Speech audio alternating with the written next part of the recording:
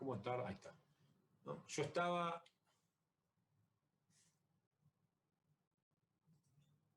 ...2014. Yo presupuesté que íbamos a crecer un 6%. La economía cayó un 3%. 2014...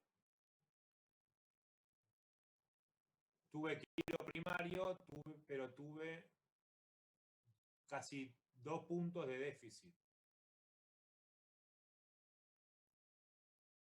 ¿No? ¿Por qué? Porque hay algunos gastos que no se pueden dejar de pagar. Ejemplo, yo tengo una ley de movilidad jubilatoria que ajusta los pagos de las jubilaciones por la inflación pasada. Entonces, por más de que la recaudación se caiga, porque me haya equivocado en la proyección macroeconómica o porque estalló la pandemia, o no sé, cayó un meteorito, lo que a ustedes se les ocurra, hay una ley que dice que yo tengo que aumentar las jubilaciones en función de la inflación pasada. Entonces ahí, como no me acuerdo quién me lo decía, se me cae la recaudación, pero ese gasto no lo puedo cortar, me tengo que salir a endeudar. No, pues, si no fuera así, ustedes no verían un gráfico como este. ¿No? Fíjense, acá yo tengo años en donde le refiero a la proyección de crecimiento y no lo pude arreglar con la administración financiera. Tuve déficit. ¿Por qué tuve déficit? Y porque hay gastos que son inflexibles a la baja. ¿No? ¿Por qué son gastos inflexibles a la baja? Porque son por ley. Entonces, o los pago ahora, o los pago cuando la justicia me obligue a cumplir la ley. Pero son, digo, si no puedo cambiar la ley, no me queda otra que pagarlos. En algún momento los voy a pagar.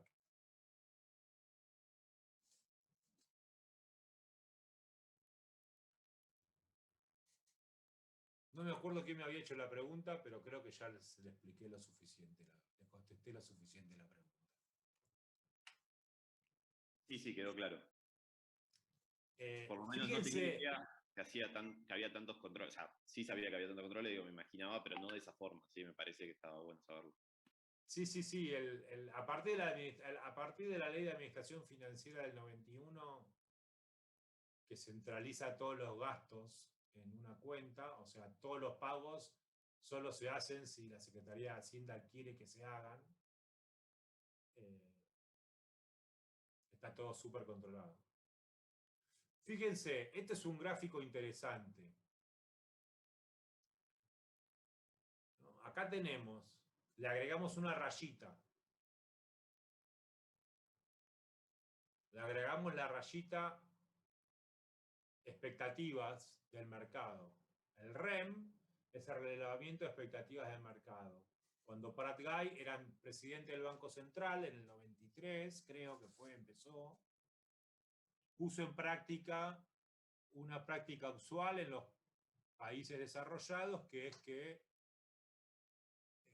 el Banco Central de cada país releva las expectativas que tienen los economistas profesionales sobre qué va a pasar con la economía. Es una encuesta que se hace a distintos economistas consultores, economistas profesores, economistas académicos, etcétera, etcétera, etcétera. Con ese relevamiento se hace un promedio de las opiniones de los distintos economistas y tenemos la expectativa de mercado. ¿No? Entonces, fíjense cómo a veces la expectativa de mercado es tan optimista como el presupuesto. ¿No? Justamente, es el enfoque que tiene esto de el poder que tiene el presupuesto, como alguien lo dijo hace un rato al principio, como ancla de expectativas.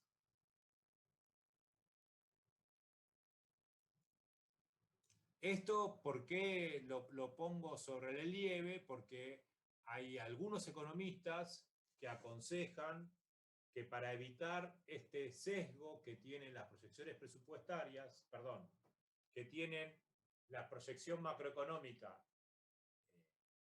en el presupuesto, lo que hay que hacer es terciarizar el proceso de estimación macroeconómica. Que las variables, que la responsabilidad de estimar las variables macroeconómicas con las que se hace el presupuesto no estén en cabeza del gobierno, sino que estén en cabeza de un tercero. En algunos países, ese tercero son los economistas privados, el REN. En otros países, por ejemplo en Estados Unidos, esa responsabilidad está en cabeza de una oficina de presupuesto que depende del Congreso. Entonces no es el gobierno, no es el Poder Ejecutivo el que maneja las estimaciones macroeconómicas, sino que es un staff técnico profesional que depende del Congreso. O sea que en teoría es independiente del Poder Ejecutivo.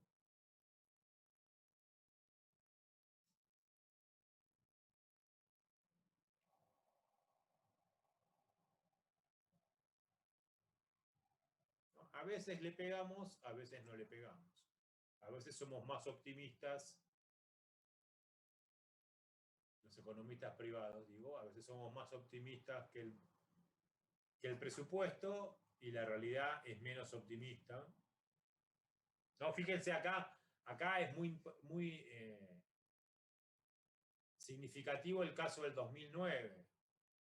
¿No? La crisis financiera del 2009 fue completamente imprevisible.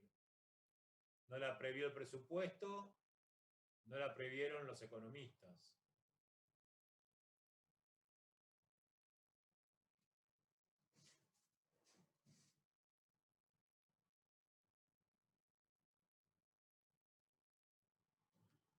¿Alguien tiene alguna pregunta?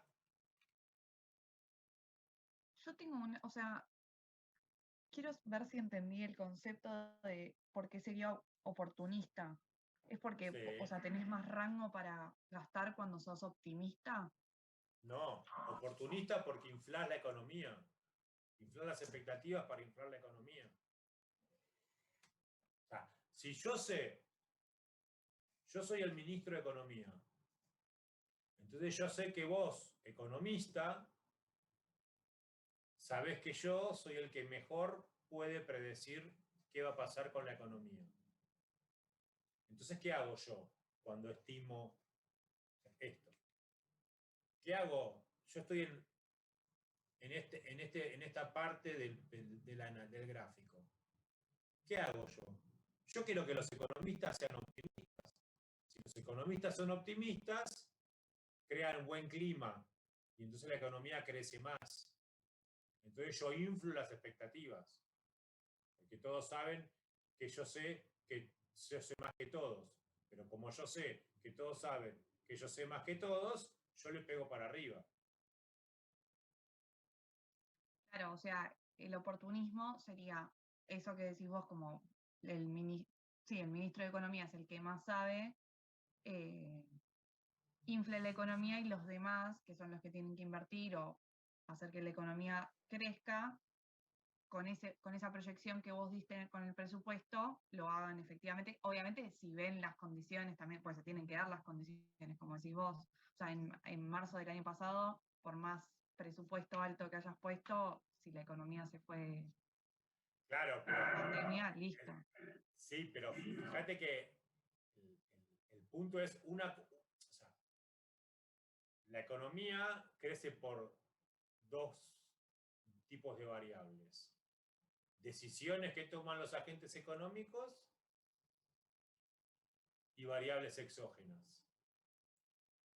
Lo que se hace cuando el gobierno maneja la proyección de las variables macroeconómicas es influir sobre las decisiones de los individuos. Si yo, ¿no? Yo les cebo la bomba a todos, los hago creer que vamos a crecer, finalmente vamos a crecer, porque si todos somos optimistas, van a gastar más que si fueran pesimistas. Después puede pasar que en el medio estalla, ¿no?, una crisis financiera internacional como en el 2009 o estalla una pandemia, ¿no? Acá no tengo el gráfico, ya lo podría haber hecho, me olvidé. Tengo que agregar acá la del 2020, ¿no? Ah. Si yo agrego el gráfico del 2020 vamos a ver lo mismo.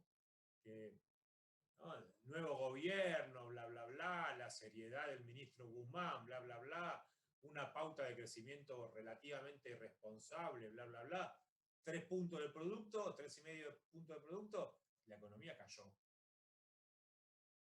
¿No? Contra los Claro, datos por eso. exógenos, contra los datos exógenos no podés ir. Claro, pero justo el ejemplo del 2020 es bastante como válido para esto porque asume un nuevo gobierno con la campaña política, obviamente, que es campaña política, pero de reactivar la economía y sacando la pandemia, como que yo siento que trae como un poco de cambios y de optimismo, más que te da esta inflación de la economía, inflación en el sentido de inflar la economía. Obviamente se fue con la pandemia, pero si no hubiese habido pandemia, capaz pasaba esto de... Sería como unas profecías autocumplidas, como... Claro, exactamente. O sea, el problema con que sea el Poder Ejecutivo el que hace las proyecciones macroeconómicas es la profecía autocumplida. El problema, el segundo problema, es que ese intento de generar profecías autocumplidas después tiene un impacto financiero y fiscal. De nuevo, porque yo no puedo terminar de ajustar el gasto a la realidad.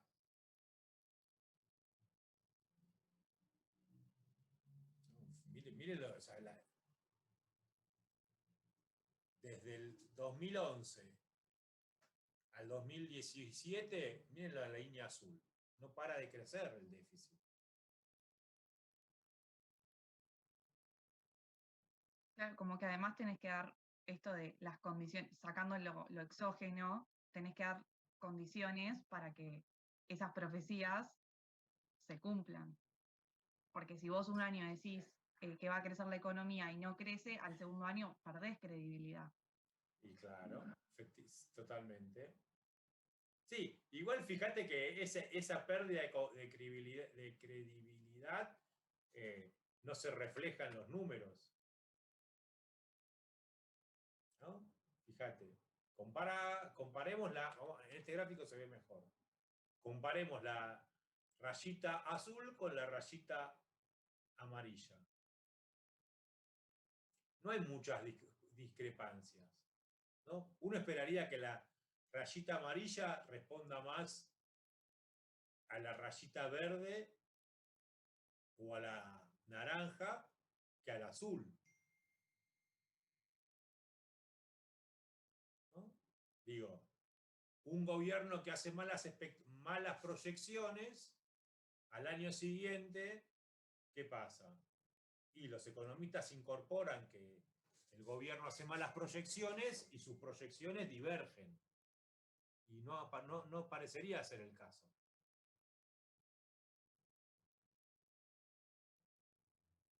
¿No? Sí, por eso también puede tener algo, o sea, obviamente tienen que ver las condiciones, aparte de las proyecciones que hace el Ministerio de Economía, también debe haber, obviamente influyen las condiciones que que los economistas ven en la economía de Argentina, o las variables exógenas que pueden no anticipar, pero capaz tener expectativas sobre variables exógenas que el Ministerio de Economía no sé si no tiene en cuenta, pero no puede manejar.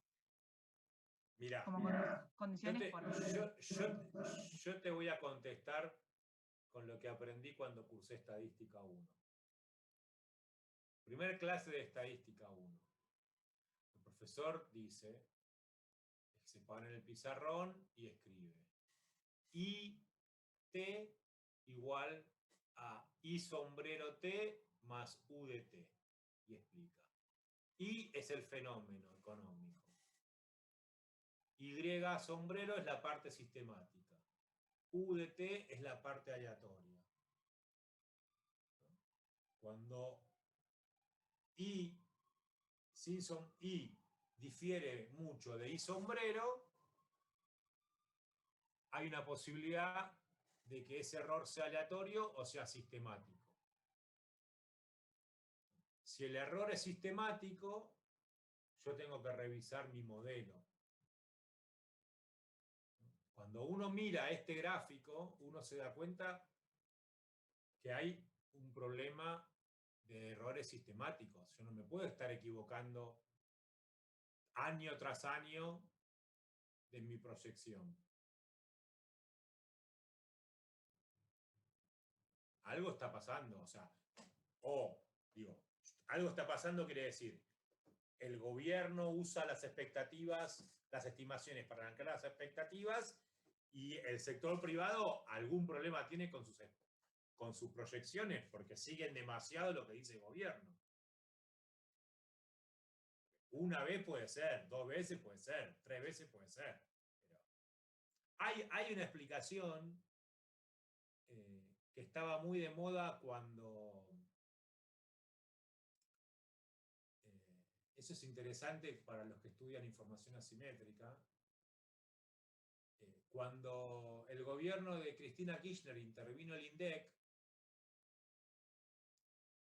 se generó un fenómeno muy perverso, que era que los consultores, con sus estimaciones que hacían en el REM, no hacían estimaciones sobre los verdaderos valores que iban a tomar las variables macroeconómicas, sino que hacían proyecciones sobre lo que iba a decir el INDEC. ¿No? ¿Por qué? Porque el Banco Central hacía el relevamiento y después publicaba el ranking de quienes más acertaban.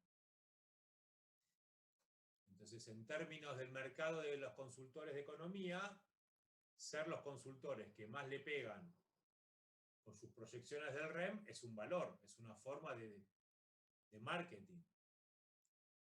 ¿No? Entonces, lo que terminaba pasando era que si el gobierno metía la mano en los datos del INDEC y los consultores querían pegarle en el ranking, lo que hacían trataban de descubrir cómo era el patrón por el cual el INDEC tocaba los datos de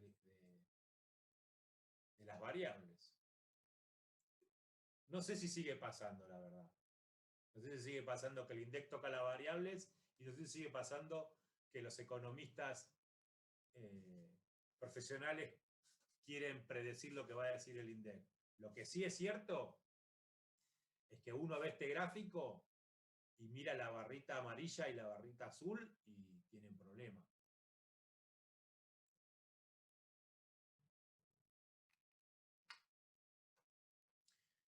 Me quedan 5 minutos. Creo que no tengo más para decir que estas cosas que son muy sencillas, pero hay que recordarlas siempre. Por lo menos hasta el próximo jueves. Los economistas, cuando miramos la contabilidad pública, miramos 2 números, básicamente. El resultado financiero y el resultado primario. El resultado financiero es la diferencia entre los ingresos y los gastos. El resultado primario es la diferencia entre los ingresos y los gastos, restando el pago de deuda.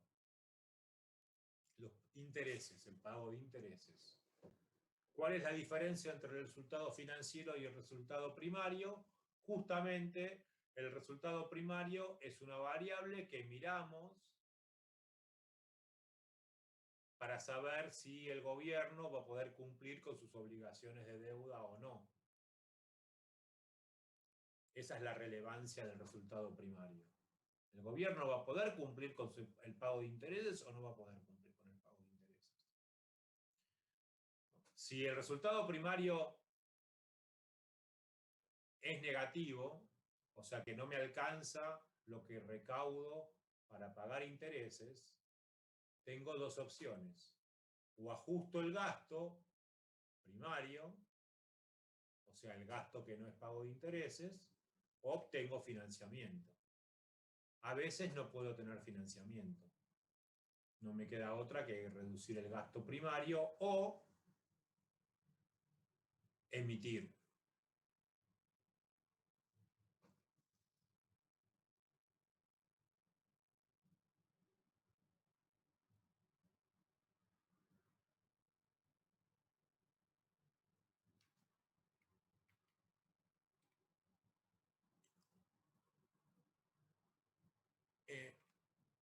Ahora tendría que explicar el cuadro ahorro, inversión, financiamiento, pero en 4 minutos no lo voy a hacer, así que chicos, seguimos la clase que viene. Gracias. Hasta la clase que viene. Hasta luego.